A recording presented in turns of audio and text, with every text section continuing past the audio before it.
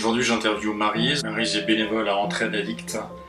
Et Entraide Addict, qui est une association qui accompagne les malades d'addiction, accompagne également au travers de groupes de parole des proches, avec une approche particulièrement intéressante puisque des entretiens individuels, des groupes de parole réservés aux proches et des groupes de parole qui mélangent les proches et des malades d'addiction. Alors d'abord, merci vraiment beaucoup, infiniment pour cet échange parce que ça va aider beaucoup de proches qui sont démunis et qui, comme moi, malheureusement, ne connaissaient pas encore Entraide Addict. D'accord. On sent que tout le monde est un peu démuni et vous m'avez interpellé en disant, et à juste titre en disant, Entraide Addict, ça accompagne les proches des malades d'addiction depuis longtemps.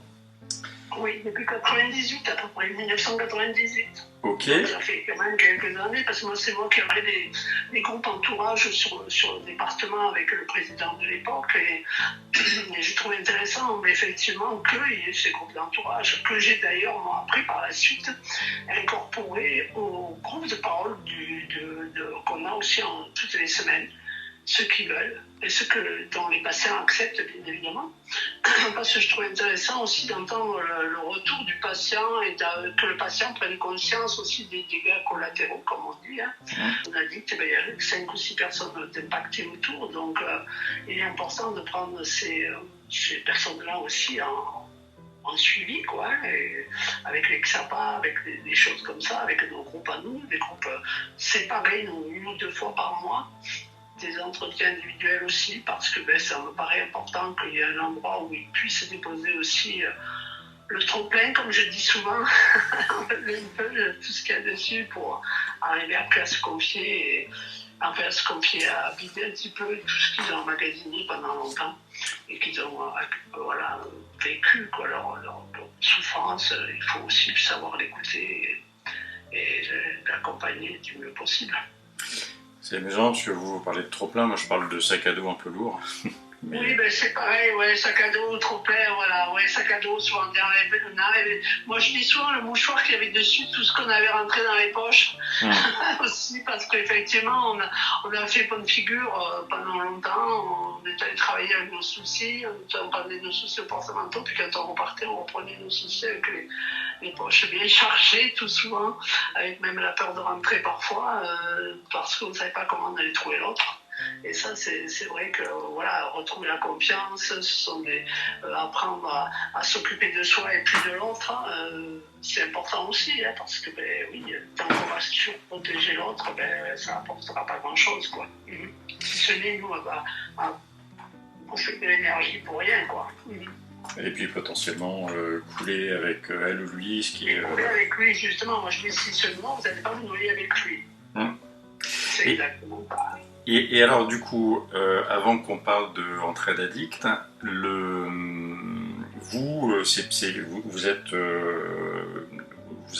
vous avez accompagné, vous êtes proche de quelqu'un qui est malade d'addiction, donc si je comprends bien. Voilà, oui, j'ai été femme d'une personne addicte que pour l'alcool au départ, pendant à peu près 25 ans, 20 ans, 25 ans, je ne sais plus. Et puis après, je n'en avais pas eu assez, donc je me suis mis avec un polykonsommateur qui était quand même abstinent de beaucoup de choses, mais qui lui restait un peu l'alcool. Et ça fait 16 ans que je suis avec lui et ça se passe bien. Et je crois que c'est savoir garder sa place et que lui aussi trouve sa place. Et ça passe beaucoup par la communication. Donc, je crois que quand on a, comme nous, qu'on a été proches, il est difficile de sortir un petit peu de l'aide aux autres. Moi, je dis souvent, c'est pas que j'ai pas envie d'arrêter, bien évidemment, j'ai envie d'arrêter parfois, mais d'un autre côté, je me dis, si je peux aider comme on m'a aidé à un moment donné, oui, je continue, quoi. Voilà, c'est un peu ma raison de continuer ces groupes, parce que c'est toujours plus enrichissant, c'est toujours très... c'est important de pouvoir pas laisser les gens seuls dans leur coin avec leurs difficultés. Bah, c'est clair. Et du coup, vous avez été aidé, accompagné par Entraide Addict au départ, ou entourage Oui, ou... par la secrétaire d'entraide addict, effectivement, qui avait à l'époque, et donc qui a créé. Celui d'avant, c'était pas entraide addict, hein, ça a été Croix d'Or, puis ça a été Alcool Assistance de chaque département, comme aussi Alcool Assistance de l'Ardèche, par exemple.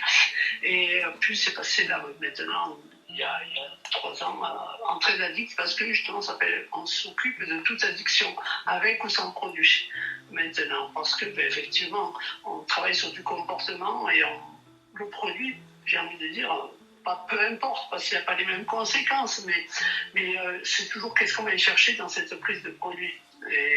Et moi, effectivement, moi j'ai un peu deux casquettes, parce que du coup, comme ça fait longtemps que je suis à l'assaut, j'ai beaucoup accompagné autant de patients que d'entourage, et du coup, je m'occupe aussi des patients, parce que ben, on s'aperçoit qu'effectivement, ils ont pas.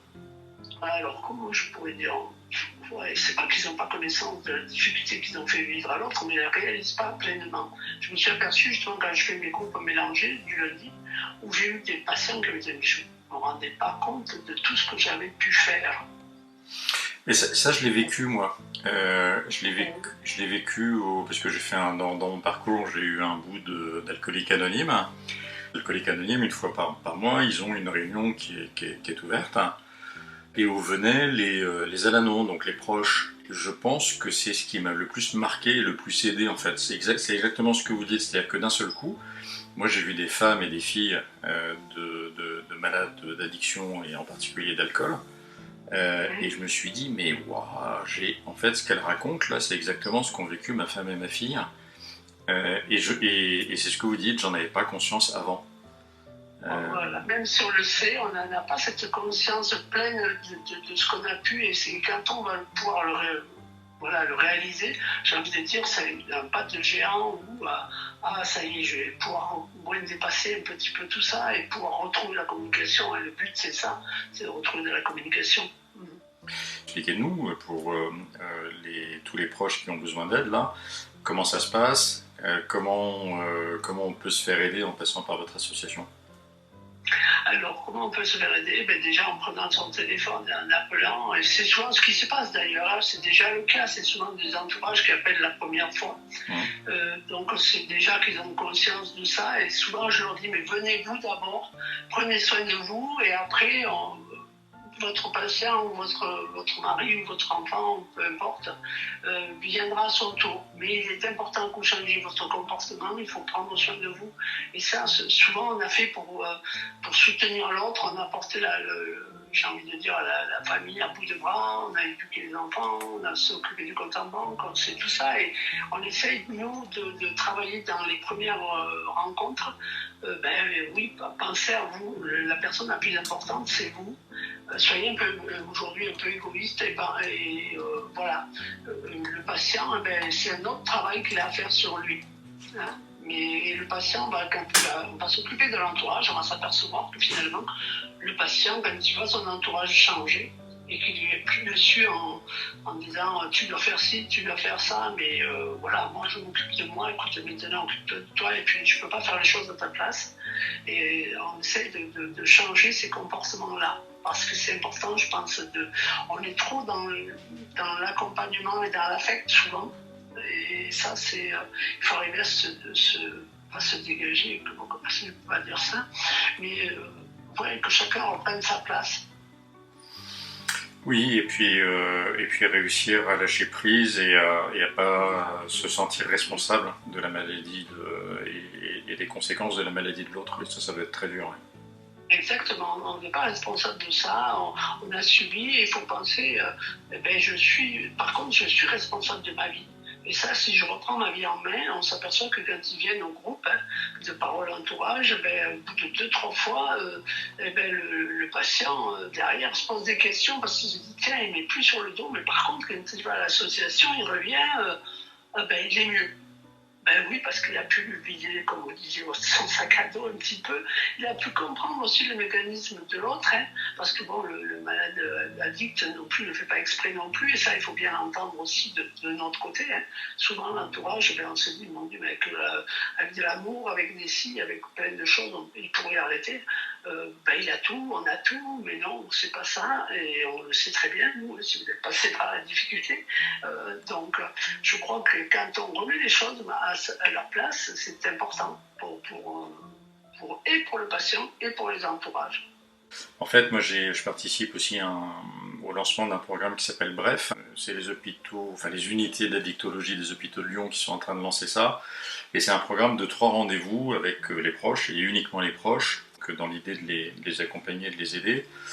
Grosso modo, il y a un médecin addictologue, une infirmière, un patient expert éventuellement, et enfin voilà, donc on mélange en fait les personnes qui vont participer au rendez-vous. Et donc voilà, et on reçoit une maman qui a son enfant à 27-28 ans, il vit chez elle, il bosse pas, il fume des joints toute la journée. Et à un moment donné, on dit exactement ce que vous venez de dire, c'est-à-dire qu'on dit à cette femme, écoutez, à un moment donné, prenez soin de vous, votre priorité d'abord, vous n'êtes pas responsable de son comportement, si vous continuez comme ça, vous allez couler avec lui, ça ne sert à rien. Et donc, peut-être que ça pourrait être intéressant à un moment donné de fixer une échéance et de dire, mon chéri, t'as 27 ou 28 ans, je te donne je sais pas combien de mois, mais trouve-toi un boulot, trouve-toi un appartement, et puis vis ta vie, parce que si vous ne faites pas ça, à un moment donné, ça va vous... Je vais couler, voilà, tout simplement. vous allez couler avec lui. Et la maman, elle nous dit, très bien, et moi j'ai entendu, et je comprends, les histoires de déclic, etc. Et donc, si ça déclenche un déclic positif, c'est super, mais et elle nous dit, mais si ça déclenche un déclic négatif, et que il plonge encore plus profond, et qu'il se retrouve à la rue, et qu'il en meurt, je vais passer le reste de ma vie à culpabiliser. Et c'est là où ça devient super compliqué, parce que la décision, elle lui revient à elle, évidemment, mais moi j'ai vraiment trouvé une limite, en tant que maman, prendre la décision de mettre son gamin dehors, quitte à ce que potentiellement il en meure. Je pense que c'est un choix impossible, en fait. Après, elle peut aussi prendre la solution de dire, écoute, je suis désolé, mais moi, à telle date, écoute, soit tu t'es pris en charge, et là je suis prête à t'accompagner même avec d'autres personnes, avec des addictologues, etc. Soit effectivement, je ne peux pas faire les choses à ta place. Mais si elle ne le fait pas, de toute façon, il arrivera peut-être aussi qu'elle le trouve mort chez elle aussi, avec des conséquences. Elle ne va pas se culpabiliser pour autant. C'est pas elle qui consomme. C'est ça que je veux faire entendre moi, souvent aux gens. Je dis, mais là, tu es en train de penser à sa place, tant que tu vas le surprotéger, ça ne va rien apporter. On le sait, malheureusement. Alors, effectivement, on ne peut pas se dire coupable, non, d'avoir essayé de lui faire prendre soin de lui. Oui, responsable de ça, peut-être, et encore, on n'est pas responsable. On a essayé de mettre des choses en place avec lui, soit il les entend, soit il les entend pas, mais on ne peut pas. C'est un peu comme quand il y a des gens qui se suicident. Est-ce qu'on est responsable du suicide? Non. C'est bien la personne qui avait décidé de passer à l'acte à ce moment-là et qui, voilà, parce que elle ne pourra pas dire qu'elle ne lui a pas donné des chances. Si elle lui a proposé ensemble, ou avec, voilà, peut-être avec le médecin, ou je ne sais pas comment il entend, si elle peut communiquer avec lui ou pas. Mais à un moment donné, peut-être faire intervenir quelqu'un d'extérieur, c'est aussi important. On a entendu le message dit par Christian que par la maman, par exemple. Ça, on le voit souvent, on le voit chez les patients, on le voit chez tout ça. Et quand vous allez intervenir, moi j'ai le cas en mémoire d'une personne qui ne voulait pas se faire hospitaliser et qui avait mal. Et on nous a appelés, nous on fait de la visite à domicile, on est dans du rural un peu ici, donc on va faire cette visite à domicile, et une demi-heure après on appelait les pompiers pour qu'ils soient hospitalisés. Et elle me fait, mais comment t'as fait? Moi ça fait 2 jours que je suis derrière lui, j'en peux plus quoi. Je lui dis, mais il suffit de m'appeler, et petit par une autre personne, il a pris, on en revient toujours à ce qu'on disait tout à l'heure, a pris conscience de ce que ça pouvait faire, et surtout parler au jeu de qu'est-ce que je fais si tu dois faire ça, c'est qu'est-ce que je peux faire pour toi, parce que je suis en souffrance quand je te vois comme ça. Et voilà, ramenons les choses à leur place, on en revient toujours à cette place de l'individu. Et juste pour revenir sur Entraide Addict, l'association elle est nationale, donc Donc il y a des... C'est quoi, comment vous êtes organisé, enfin, comment ça fonctionne? Il y a des fédérations au niveau de Paris, qui recouvrent une cinquantaine de départements. Hein. Donc on est un petit peu partout dans toute la France. Sur la région Auvergne-Rhône-Alpes, on a 7 départements, par exemple, qui recouvrent la totalité. Le Cantal, l'Auvergne, tout ça, c'est un peu plus désert, donc on a un peu plus de mal à créer des assos. Mais voilà, on intervient auprès des établissements aussi pour faire de l'info justement auprès de ces patients et savoir quelle est la relation avec leur entourage. Alors certains départements préfèrent faire la réunion entourage d'un côté et les groupes de parole de l'autre. Et alors, c'est ça que c'est ça que j'allais vous demander. Donc en clair, moi je suis addict, je pousse la porte de l'entraide addict, je vous appelle, qu'est-ce que vous allez me proposer en fait? Et même question pour l'entourage évidemment. Alors moi je vais me proposer déjà de rencontrer un entretien individuel, parce que je pense que c'est important de connaître une ou deux personnes et pas de devoir pousser une porte où il y a 10 perdus derrière à la porte qui vous regardent et c'est très compliqué. Donc parce que ça c'est toujours la difficulté, même si on dit il ne faut pas tous tourner la tête vers la porte, c'est machinal, il y a quelqu'un qui toque à la porte, qu'est-ce qu'on fait, on regarde et voilà. Et donc ça peut être dérangeant pour la personne qui arrive, donc je vais proposer d'arriver avant. Je vais proposer de rencontrer et je vais pouvoir expliquer. Alors pour l'entourage, je vais expliquer comment fonctionne une personne addicte, le manque, le plein, c'est le cas de le dire, parce que souvent on me dit oui, mais il est toujours sous, il est toujours ça, il est toujours... Mais oui, mais pourquoi? Qu'est-ce que ça vient remplir chez cette personne? Peut-être ça serait intéressant de le mettre en rapport avec une psycho parce que voilà, ça vient remplir quelque chose chez lui. Et puis aussi proposer à vos entourages de se faire suivre par les XAPA, qui s'occupent aussi des entourages. Et c'est important de reprendre... Moi, j'ai beaucoup atteint de sérénité, justement, dans l'entourage, parce que j'ai pu vider mon sac, comme on disait tout à l'heure, et m'occuper de moi. Enfin, alors que je m'occupais toujours de l'autre, j'allais travailler, je rentrais à la maison, je faisais des courses, je m'occupais de tout, je m'occupais des enfants.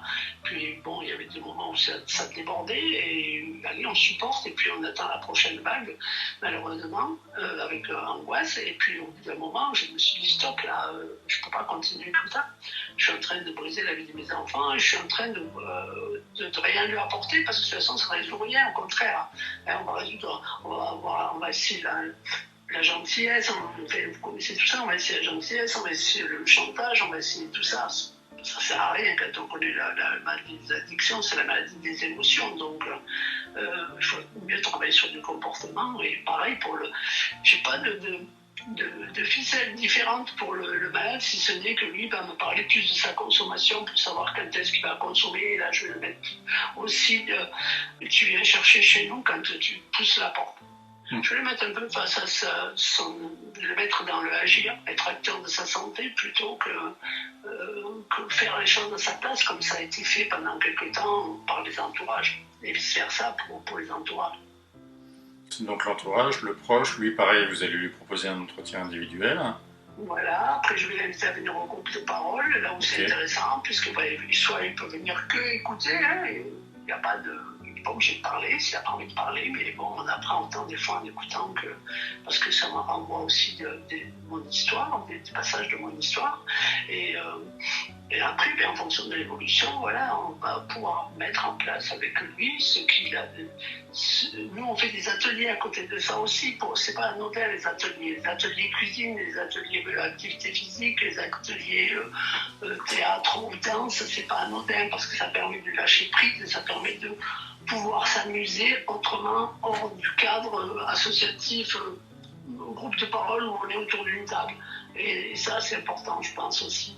Les entourages, on s'aperçoit qu'ils y viennent volontiers. Ceux qui ont des enfants, ils viennent avec leurs enfants, par exemple, l'activité physique, les jeux de ballon, on les adapte, enfin, l'animatrice les adapte, etc.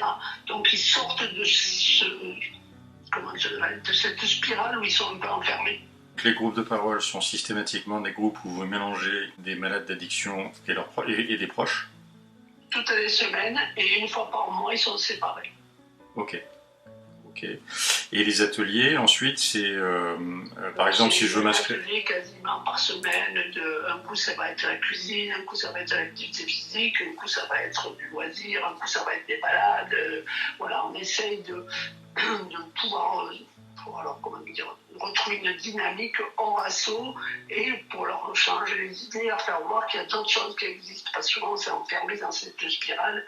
On ne sort plus, on n'a plus d'amis, je veux dire, que ce soit l'entourage ou le patient, d'ailleurs, dans les deux sens.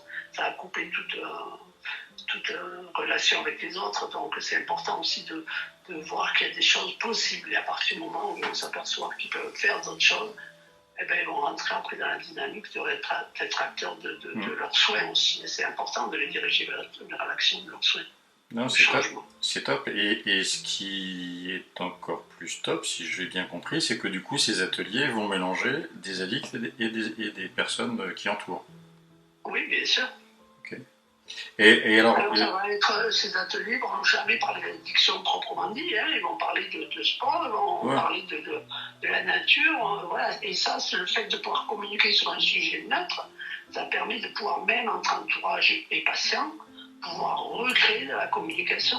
De pouvoir remplir avec des choses qui font plaisir. Exactement, occuper le temps avec la notion de plaisir, c'est la notion de plaisir, bien évidemment. Et est-ce que. Confiance en soi, on prend confiance en soi. Et de se dire, ah ben tiens, je suis capable, je ne me croyais plus capable. On les entend, hein. Ouais, mais j'ai plus envie de rien, mais c'est pas grave, tu viens quand même, si tu fais qu'un kilomètre, tu fais qu'un kilomètre, c'est pas grave, ça rappelle la situation sur un banc, et il y a toujours quelqu'un qui restera avec toi. Puis on s'aperçoit qu'il y a plein d'échanges et que la confiance, je ne pensais pas être capable de. Vous faites une soirée avec un repas et puis un peu de musique, et puis vous direz, oh, mais je ne pensais pas qu'on soit capable de passer une soirée sans alcool. Par exemple, les premières fois, c'est leur permettre de recréer du lien, sans forcément le produit, quel qu'il soit, et en trouvant une notion de plaisir, tout à fait. Et dans ces ateliers ou dans ces groupes de parole, est-ce que vous avez est-ce que vous mélangez les addicts et leur entourage à eux? S'ils sont d'accord, oui. Ok, et ça se passe bien? Très très bien. Très très bien parce qu'ils sont dans un contexte neutre avec nous. Nous, il n'y a pas de tension dans les... Ça surprend souvent les gens quand je dis ça, mais on n'a pas de tension. C'est le patient à accepter que l'entourage vienne et qu'on lui explique pourquoi il est important qu'ils soient parfois ensemble. C'est important par contre si... vous venez avec votre femme va poser une question, vous n'aurez pas le droit de lui répondre. Pour éviter les problèmes justement de tension, ça va être quelqu'un d'autre du groupe qui va répondre. Okay. Et ça évite la tension, parce qu'il y en a qui arrivent, mais oui, mais elle ne me comprend pas, oui, mais ça, quoi, alors, on reprend le sujet, qu'est-ce qu'elle ne comprend pas, est-ce que quelqu'un d'autre peut répondre? Si c'est dit par quelqu'un d'autre, on en revient toujours même, là, ben oui, c'est vrai, j'avais pas pensé que je pouvais la blesser en disant ça. Et on arrive vraiment à apaiser souvent des gens qui me disent mais je suis rentré, c'est très en colère, et puis ils me disent non, je suis très bien. Et moi je me dis écoute, Paris gagné alors. Ce que je trouve intéressant, c'est ce côté dissocié justement, c'est-à-dire que le fait d'arriver dans le groupe de parole, d'exprimer un truc et de ne pas avoir le proche avec tout l'affect et toute la relation qui sont liées, mais quelqu'un d'autre qui répond, je trouve que c'est vraiment une super approche. Oui, parce que ça permet que les choses soient dites et entendues de part et d'autre, mais écoutez autrement, je dis souvent. C'est ça. Écouter autrement, et à partir du moment où on arrive à verbaliser, à mettre les mots MOTS sur les mots MAUX, ça permet de décharger ce sac à dos et sans être trop violent vis-à-vis de l'autre. Ça ne rajoute pas, si vous voulez. Ça va pouvoir la faire pointer un peu du bout du nez, mais ça ne va pas rajouter de la violence ou de l'émotion trop intense pour être un peu accusateur, par exemple, et ça peut être accusateur si on s'adresse à son conjoint ou à sa conjointe ou un enfant qui vient vous dire les choses en face, voilà, ça peut être accusateur. Si moi je dis souvent utiliser le jeu aussi, surtout ça. Je leur donne bien comme conseil d'utiliser le jeu et pas le on m'a dit que ou tu dois ou non.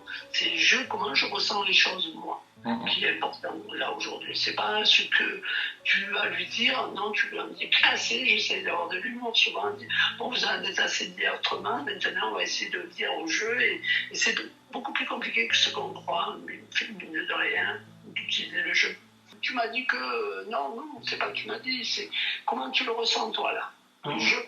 Alors je regarde, bon, l'animateur, son rôle est aussi de rattraper et de dire écoute, non, tu parles ton nom, tu parles pas en disant il faut, voilà, c'est comme une foule, il y a qu'à le faucon, on n'utilise pas ça parce que c'est pas la peine. Avec ces phrases-là, on ne fait rien du tout et on n'avance pas, quoi. Vous êtes en trade addict en Ardèche, du coup, et où exactement? À Aubenas. À Aubenas, ok. Et vous êtes combien de bénévoles? On est à peu près une dizaine de bénévoles sur le terrain. Ok, et vous réunissez. Donc les groupes de parole, la fréquence, c'est une fois par semaine? On a des groupes de parole sur Aubenas, on a des groupes de parole toutes les semaines sur Aubenas, tous les 15 jours sur Priva. Là, j'ai créé avec le XAPA de Priva récemment, ça a l'air de bien démarrer aussi. Et sur Ballon, il y a un groupe aussi sur l'Ardèche qui a 2 personnes d'entraide addict qui font un peu le relais là-bas. Et voilà, sur Ballon aussi, donc on a 3 lieux d'accueil pour les patients. Et sur les Vans, mais j'ai arrêté parce que justement j'avais peu de fréquentation sur le sud, près du Gard, là-bas, voilà. Peu de fréquentation. Et quoi, je sais pas. Et ce qui est hyper intéressant, c'est que vous êtes en lien avec l'EXAPA. Ça, c'est le cas partout, c'est partout en France. Si je pousse la porte d'un EXAPA, je peux... Oui, avec l'EXAPA, avec les REPS, on est contractualisé à Agence régionale de santé, ARS, donc en Auvergne-Rhône-Alpes. Donc on travaille en partenariat, bien évidemment, oui, avec tous les trucs de santé, médico-sociaux, etc. Je suis ravi de cet échange parce que, encore une fois, je ne connaissais pas, malgré mon long parcours. Sur le sujet. Moi, ça m'a surpris parce qu'effectivement, je dis, moi, je leur dis souvent, faites du tourisme associatif parce que, effectivement, on intervient dans les hôpitaux, tout ça aussi à Valence, on intervient à Virac, ici, et ce sont des gens du Nord. Je dis, faites du tourisme associatif. Si c'était l'association, vous ne convenez pas aller voir l'autre. Parce que là aussi, c'est une question des fois de feeling. Hein. Je ne sais pas pourquoi, mais c'est comme ça. Tiens, je me suis bien entendu avec Christian, pas avec Maryse, ou vice-versa. Et ça me paraît important de pouvoir le monter et qu'ils puissent avoir le choix oui, si je n'ai pas eu ce feeling-là, tout comme avec l'EXAPA, je leur dis pareil pour les psychologues.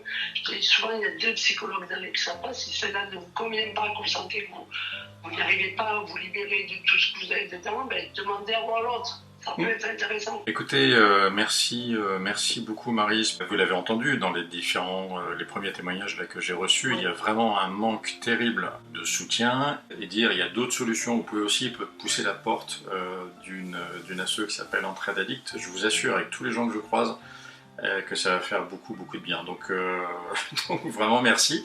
Et puis, merci à vous surtout.